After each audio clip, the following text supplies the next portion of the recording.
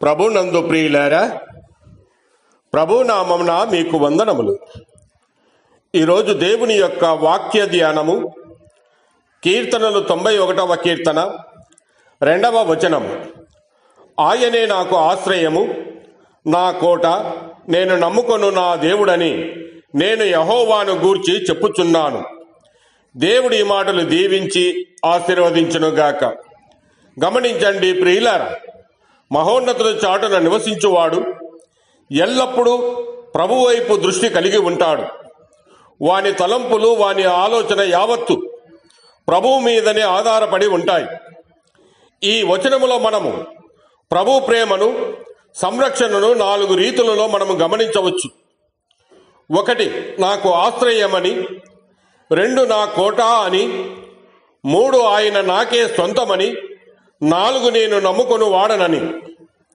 మహోన్నతుల చాటున నివసించువాడు ఎల్లప్పుడూ ప్రభువైపు దృష్టి కలిగి ఉంటాడు. దేవుని ఆశ్రయ స్థలములోనికి వచ్చిన వారికి ఏ హాని, కీడు కలగదు.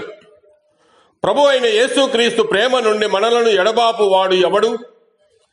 ఆయన చేతిలో నుండి ఎవరు మనలను లాగుకొనగలరు?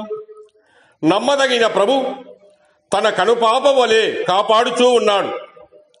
నేడు ఆయనను మనము నా ఆశ్రయము, నా కోట, నేను నమ్ముకొను వాడనని చెప్పుచున్నాము. ఉదాహరణకు, బండ సందులలో పావురములు నివసించుచూ ఉన్నాయి. అదే సమయమున మిక్కిలి జ్ఞానము గల 4 జీవులలో ఒకటైన చిన్న కుందేళ్లు కూడా నివసించుచున్నవి. అయితే వేటగాళ్లు తమ కుక్కలను పంపగా అవి వాసన చూచుచూ కుందేళ్లను వెంటాడుచూ ఉన్నాయి. ఆ కుందేళ్లు తమ ప్రాణమును గుప్పెట్లో పెట్టుకొని ఎంతగానో పరిగెత్తి దాని నివాసము సమీపించినప్పుడు దానికి ఎంతో ఆదరణ, ధైర్యము కలుగుచున్నది. కారణం, బండ సందులలో నివాసం ఏర్పరచుకుంది కనుక ఆ బండ సందులలోనికి జొరబడి వెలపల నిలుచున్న కుక్కను చూసి భయపడదు. మనము కూడా ప్రభు అయిన యేసుక్రీస్తును మన ఆశ్రయముగా చేసుకుని ఎడల బండ సందులలో నివసించుచున్నటువంటి చిన్న కుందేలు వలె ధైర్యముగా ఉందుము.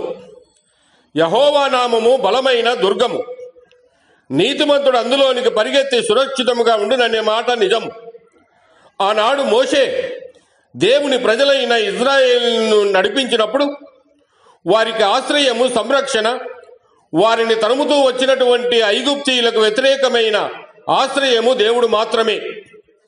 పగటివేళ ఎండదెబ్బ నుండి కాపాడాడు, రాత్రివేళ అగ్ని స్తంభము ఉంచుట ద్వారా కాపాడినాడు. అందువలన మోషే ఇట్లనెను, శాశ్వతుడైన దేవుడు నీకు నివాస స్థలము, నిత్యముగా నుండు బాహువులు నీ కింద ఉండునని సెలవిస్తూ ఉన్నాడు. కనుక ప్రియమైన సహోదరి, సహోదరుడా, యెహోవాకు మొరపెట్టుము. నా ఆశ్రయ దుర్గము నీవే, సజీవులున్న భూమి మీద నా స్వాస్థ్యము నీవని స్తుతించుము.